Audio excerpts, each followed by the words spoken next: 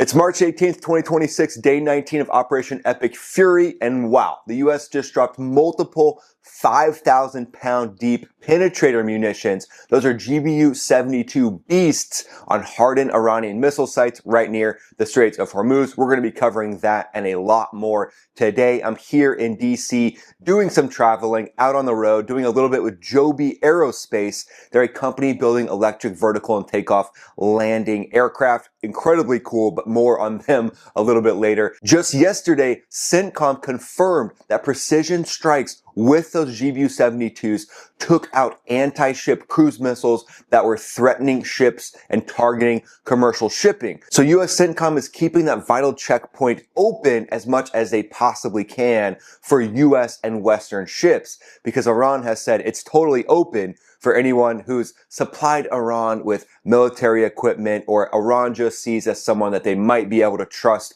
which right now looks like India, China, potentially some flows going to Russia and also Turkey. Even though Iran launched 2 or more ballistic missiles at Turkey, they're like, yeah, here's some oil to make up for those little pesky ballistic missiles. Sorry about that. But this builds on the massive blow that Israel just did yesterday with Ali Larijani. That's Iran's de facto leader and Supreme National Security Council chief, was taken out.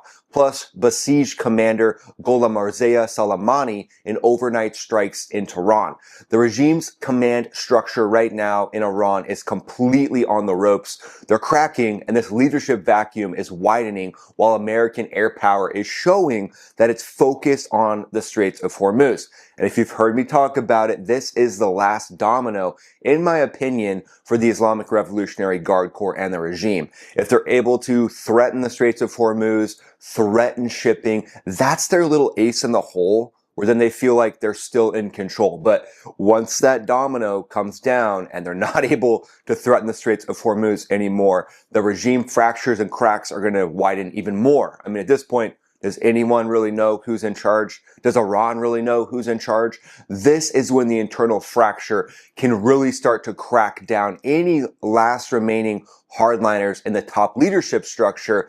And who knows, this could lead to some sort of a revolution where at some point those top level members of the IRGC are like, yeah, we kind of see the writing on the wall. The life expectancy for a new Ayatollah or a commander of the Basij or IRGC isn't very long right now, if you haven't noticed.